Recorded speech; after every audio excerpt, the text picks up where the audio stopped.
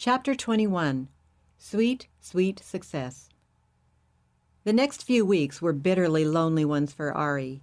He hadn't been there when Nicole had come to the apartment to pick up her things. Perhaps that had been best, but how he missed her. The last 6 years, his happiest, couldn't be so easily negated.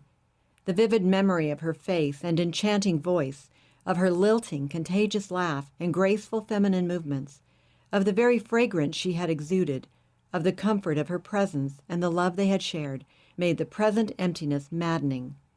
But even as the pain eroded all sense of peace, his resolve remained firm. He could not, must not give in on the abortion issue. It was a pregnancy they had not planned, and as such it should be immediately terminated. Nothing could be more logical. As much as he longed for a reconciliation, Ari was determined, as a matter of principle, that the only way it could happen would be for Nicole to yield to reason, which she showed no sign, at least on his terms, of doing. They still kept in touch periodically by phone. She had called him for the first time at the apartment one evening a few days after she'd moved out. "Just wanted to be sure you found the keys I left on the sink," she'd said. "Yeah, thanks," Ari had responded glumly. "Any time I can help in any way, Ari, just let me know. I want to keep in touch. My phone number is 28 52 59. "Where are you living?" he'd asked. "I've got a small apartment near the hospital. It's adequate and close enough to walk." "Any address?" "I hope everything's going okay. I guess you're happy about developments in Eastern Europe." "Yeah, it's going great. Thanks for calling." Ari slammed the phone down angrily. She had ignored his question, and that hurt. He stared out the window at the small square 2 floors below. It was like a stage on which one could watch a microcosm of Parisian life portrayed. He had often thought that each face was like a mask hiding the real person. Now he was one of them. Who could suspect his real thoughts? Outwardly, he projected success and fulfillment. The campaign he had waged for so many years was at last producing tangible results.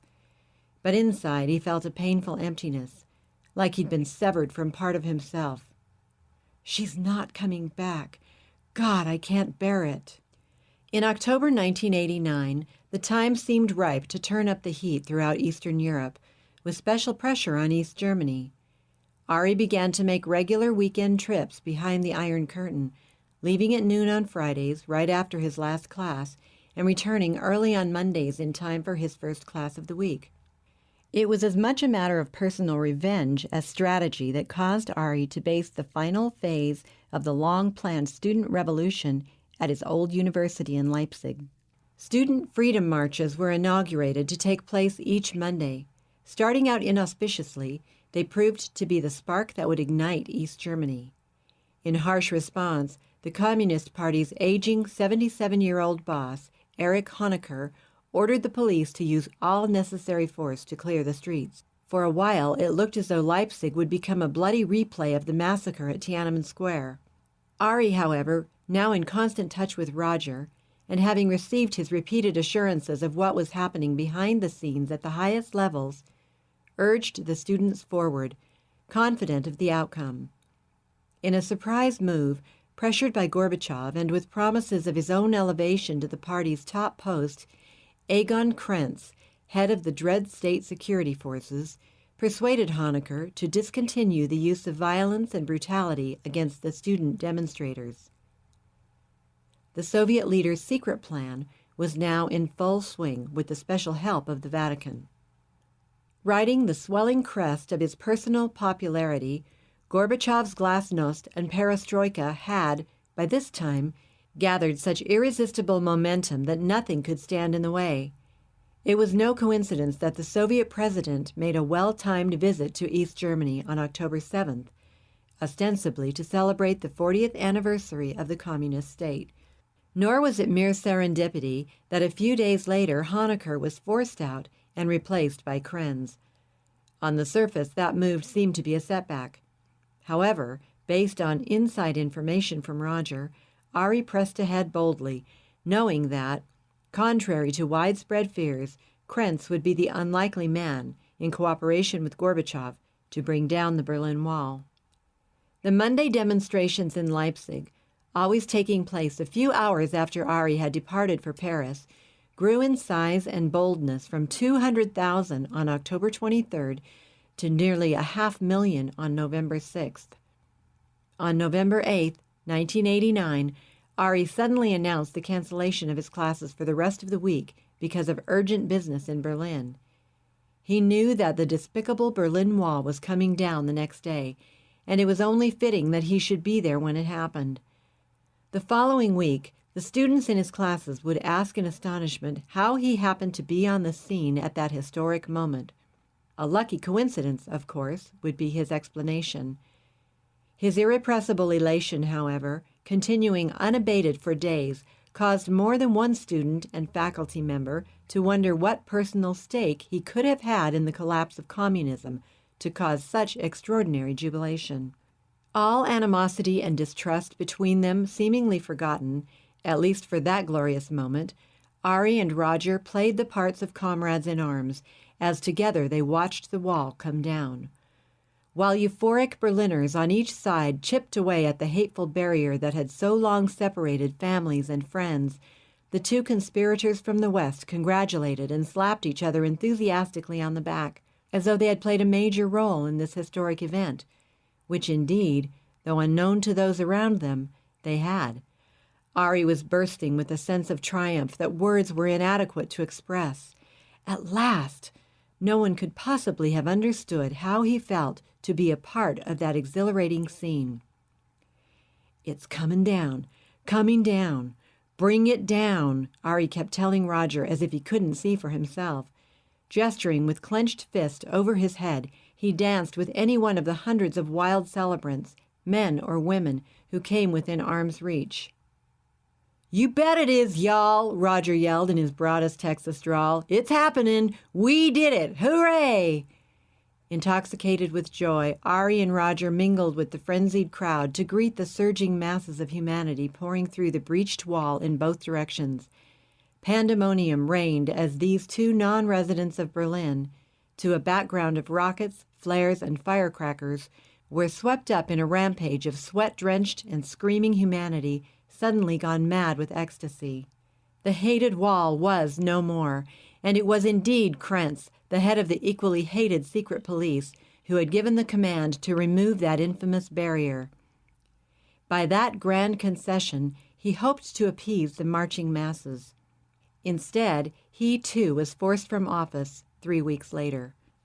Communist regimes were now falling like dominoes across Eastern Europe, and everywhere it was Ari's students who led the way, followed by the workers and masses. Even Bulgaria's evil regime, considered one of the toughest, collapsed the day after the wall became a relic of the past, at the mercy of the hammers and chisels of souvenir collectors. In short order, Bulgaria's entire Stalinist leadership was purged.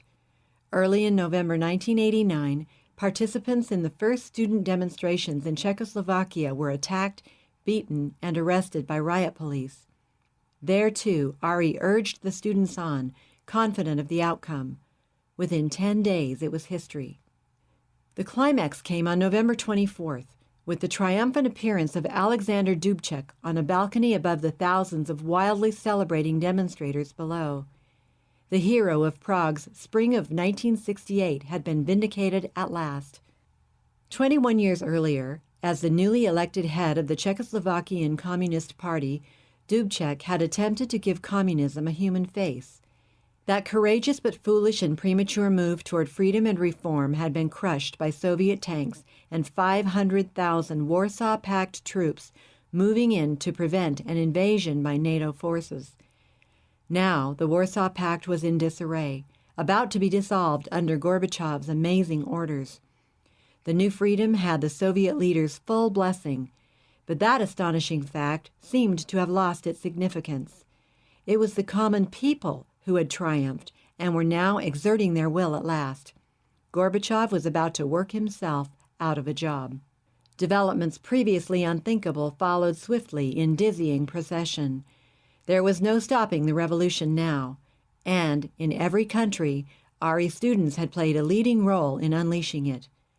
On December 3rd, the entire East German Communist Party leadership resigned under public pressure. Within a few more weeks, more than half of its 2.3 million members had turned in their party cards.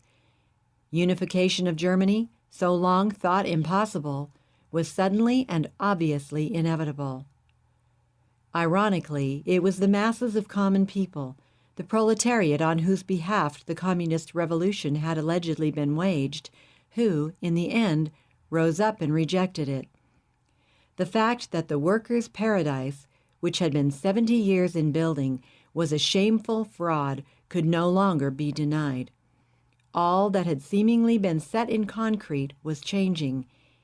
Even the once fearsome Warsaw Pact, which had joined together the armies of the Soviets and their puppets to oppose NATO, was finally dissolved by that amazing man from the Kremlin, now known affectionately worldwide as Gorby.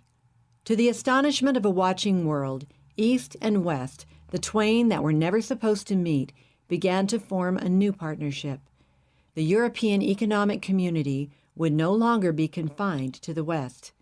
It would encompass a hitherto unimaginable Europe, a Europe that would be united, as Mikhail Gorbachev, George Bush, and Pope John Paul II had already agreed, from the Atlantic to the Urals. Though unknown at the time, it would later come out that the Vatican had been a major player behind the scenes, working closely with the CIA. The role of Rogers Group and Ari's secret and far-flung student organization, however, would remain an unknown element of history, hidden from even the most diligent scrutiny.